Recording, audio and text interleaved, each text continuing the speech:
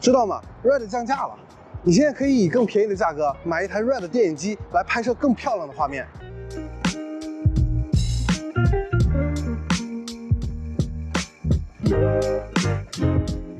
所以，光先在第一时间购买了一台 Red 科莫多的摄像机，我也想来体验一下用电影机拍摄 Vlog 是什么样的感觉。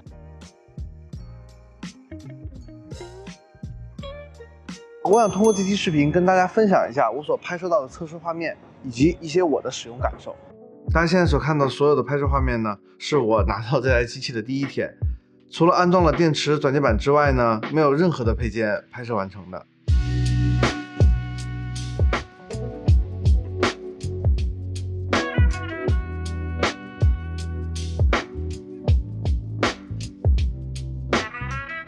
首先呢，最让我感到惊艳的是它的全域快门，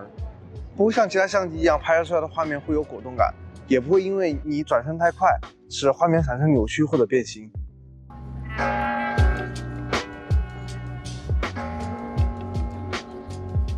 在后期的制作过程当中呢，我也体会到了高宽容度所带来的便利，不管是暗部还是亮部的细节，到人脸肤色的校正，都能做到很精细的调整。那么，如果你也是对色彩有追求或者有想法的朋友，这台摄像机可能对于你而言是一个非常好的选择。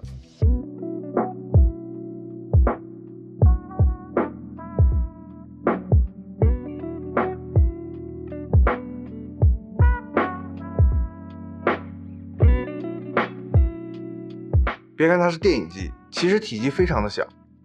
但别以为它只是个轻量级选手，该有的专业接口一个也没少，甚至自带 WiFi， 可以用手机远程监看，调整参数。目前使用下来呢，因为我还没有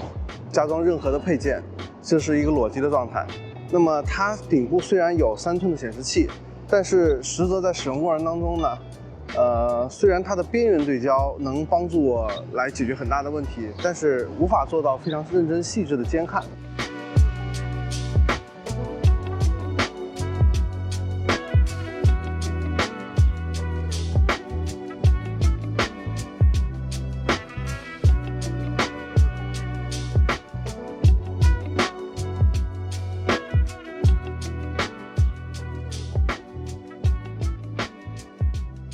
大家现在看到呢是边缘对焦模式，那么在画面里呢有白线在的时候呢，就说明对上焦了；白线要不在的时候呢，就说明焦没有对上。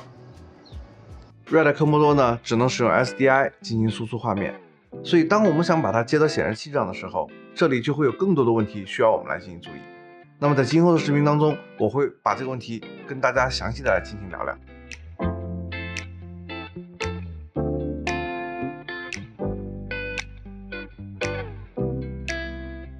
这台摄像机呢，最高它能拍摄6K 40帧的画面。虽然相对其他摄影机而言，它的帧率可能没有那么高，但我觉得用于拍 Vlog 来讲，也是够用的。有时候在拍摄 Vlog 的情况下，画面和构图没法100%到位。有了这个高分辨率，后期我们还可以进行调整。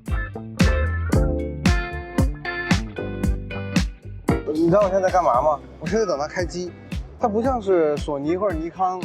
可能开机时间只需要1-2秒。它开机需要等半天，所以呢，你每回开机的时候，你需要等着它，或者呢，就是如果你这段时间一直想要拍摄，那可能最好的结果就是保证你一直处在开机的状态。好了，它开机了。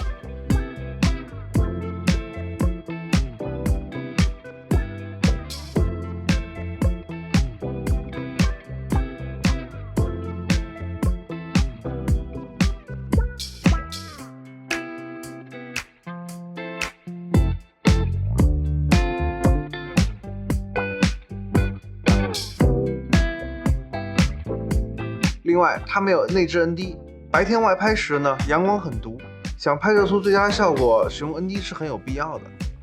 那这种情况下呢，就需要额外的购买和携带 ND 滤镜，但这也不是很大的问题，毕竟绝大部分摄像机呢没有这个功能。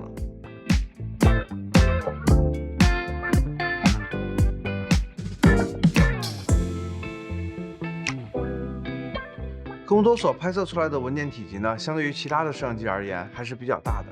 在 ELQ 的模式下，512G 的内存卡大概能拍摄140分钟左右。相信你也能发现，这也意味着你需要带更多的卡、更多的电池，还要配上高性能的读卡器、硬盘，预算也会有所增加。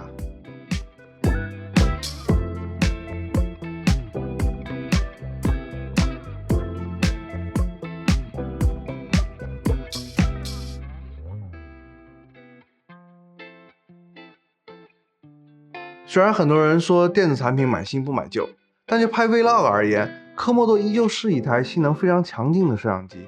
所以科莫多适合 Vlog 吗？我觉得它适合既想要 Vlog 灵活又不愿意妥协画质的创作者。当然，我也刚开始使用这台摄像机，在拍摄和调色上，我也在进行不断的学习，所以我也感觉它不一定适合每一个人。但如果你已经习惯一定的操作流程，有些预算喜欢调色、注重画质，它值得你考虑。感谢大家收看本期的视频，我们下期再见。